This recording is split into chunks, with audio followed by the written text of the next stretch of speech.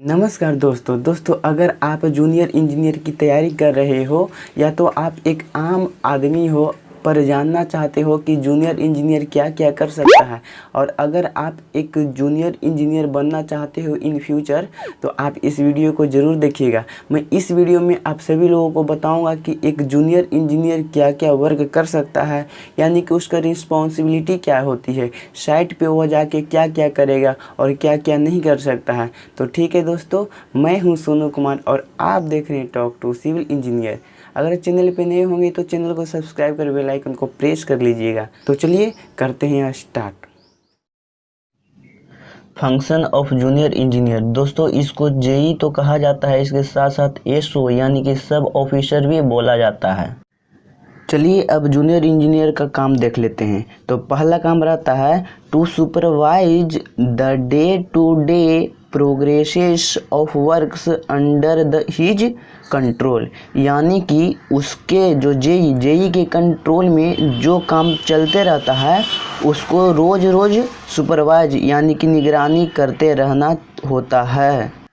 Second है maintain attendance of department labour, यानी कि उस डिपार्टमेंट में जितना भी लेबर होता है उसका अटेंडेंस को मेंटेन करना पड़ता है। चलिए अब तीसरा देख लेते हैं। तीसरा में आपका क्या कहता है, take measurement of all work in the measurement book, यानी कि जो काम होते रहता है वो सबको माप कर एक बुक होता है जेई के पास जिसको मेजरमेंट बुक बोलते हैं, उसमें लिखना होता है।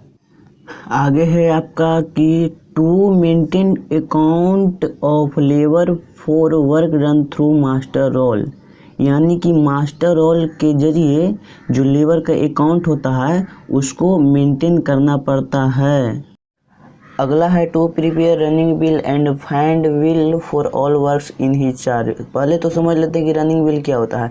तो रनिंग बिल होता है वो बिल जो काम चलते हुए यानी कि जो काम प्रोग्रेस में है उसका बिल बनता है, उसको रनिंग बिल बोलते हैं।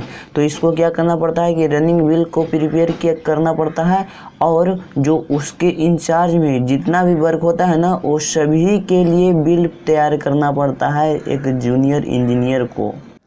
अब नेक्स्ट है to prepare estimate for all type of work in the section, यानी कि उसके सेक्शन में जितना भी वर्क चल रहा होता है उसका एस्टीमेट बनाना पड़ता है, यानी कि उस कंस्ट्रक्शन उस वर्क को करने में कितना रुपया लगेगा।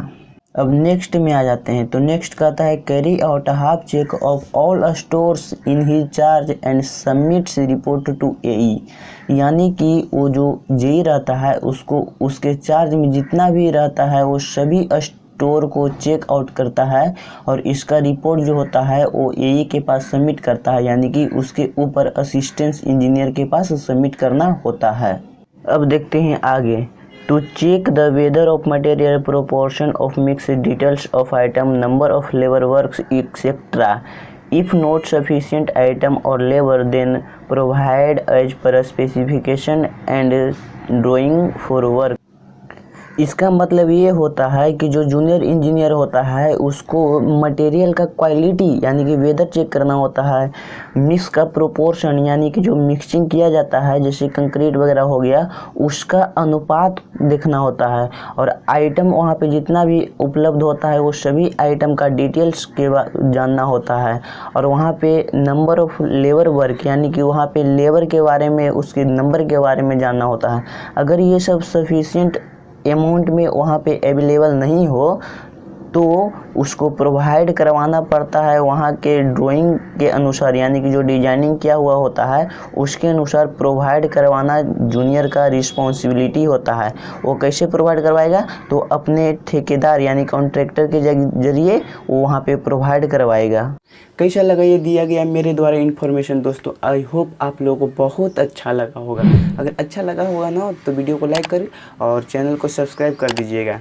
तो ठीक है दोस्तों, इसी प्रकार से आप सभी लोगों को मैं सिविल इंजीनियर से रिलेटेड वीडियो प्रोवाइड करते रहता हूँ, चाहे तो हाउस प्लानिंग की बात हो या तो किसी कंस्ट्रक्शन की बात हो या तो साइट विजिट का बात हो, सब चीज़ इस पे आप लोगों को प्रोवाइड करवाते रहता हूँ। तो इस चैनल को सब्सक्राइब कर बेल आइकन को प्रेस कर दीजिएगा। तो ठीक है, आज के लिए इतना ही। अब मिलते हैं एक अगले वीडियो में, तब तक के लिए जय हिंद।